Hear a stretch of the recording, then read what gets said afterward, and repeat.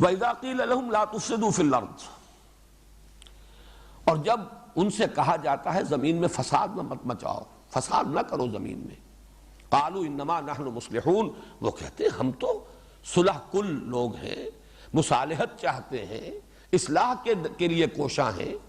الا انہم ہم المفسدون، آگاہ ہو جاؤ، توجہ سے سن لو، وہی مفسد ہے، حقیقتاً مفسد ہے، ولکن لا یشعرون، دوبارہ آ رہا ہے وہی لفظ، لیکن انہیں اس کا شعور نہیں ہے۔ یہ آیت ذرا اس کے اصل مفہوم کو سمجھنے کے لیے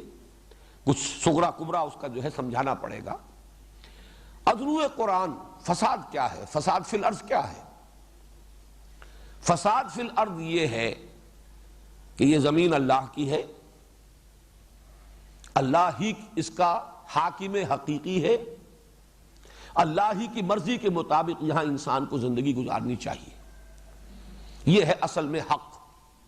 یہ ہے امن۔ اس کے خلاف جو روش بھی ہے وہ فساد ہے،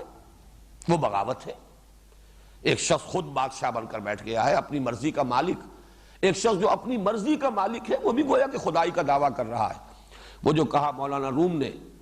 کہ نفس ما ہم کم طرز فرعون نیست لیکن اورعون ایرعون نیست، میرا نفس بھی فرعون سے کم نہیں ہے، وہ خدائی کا مدعی ہے کہ یہ وجود میرا ہے، اس پر میری مرضی چلے گی،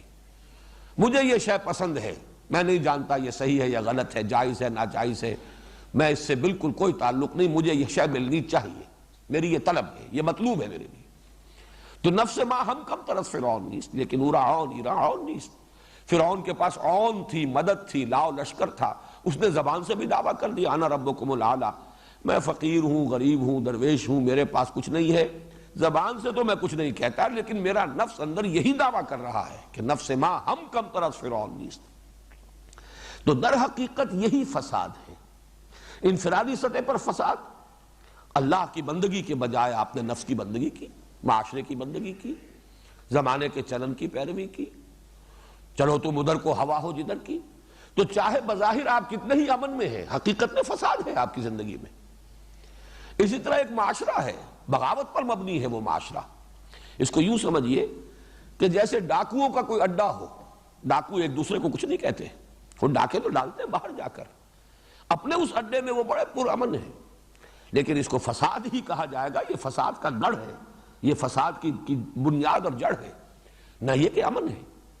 اگر سانپ بہت سے ہوں کسی جگہ پر اور بچھو ہوں اور ایک دوسرے کو ڈس نہ رہے ہوں، اس کا مطلب یہ نہیں ہے کہ یہاں امن ہے، حقیقت میں ان کی فطرت کے اندر تو فساد موجود ہے۔ تو در حقیقت قرآن مجید کی اصطلاح میں اصل امن کیا ہے؟ اللہ کی مرضی کے مطابق اس دنیا کا نظام انفرادی اور اجتماعی دونوں سطحوں پر چلایا جائے۔ اس کے خلاف جو روش ہے، چاہے وہ کتنا ہی پرامن معاشرہ نظر آتا ہو، امریکہ کا معاشرہ نظر آتا ہو کہ صاحب بڑا امن ہے وہاں، اور بڑے لوگ مہذب ہیں اور بہت ہی لوگ جو ہیں وہ خوش اخلاق ہیں اور ایک دوسرے کا بڑا پاس اور لحاظ کرنے والے ہیں، لیکن جنہیں یہ معلوم ہے کہ کس طریقے سے پوری دنیا کی ایکسپلائٹیشن جو ہے، لوگوں کی محنت اور مزدوری سے کمائی ہوئی دولت کس طریقے سے کھینچ رہا ہے امریکہ، خون چوس رہا ہے یہ پورا استعمار،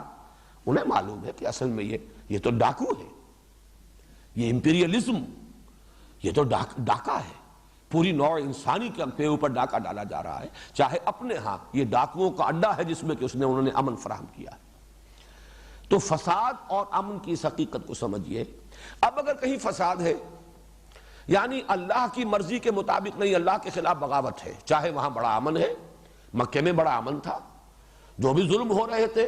غلاموں کے اوپر ہو رہے تھے وہ بھی سہ رہے تھے بیچارے، کوئی چیخ پکار نہیں تھی، بڑا امن تھا، لیکن نظام غلط ہے، یہ فاسدانہ نظام ہے، مفسدانہ نظام ہے۔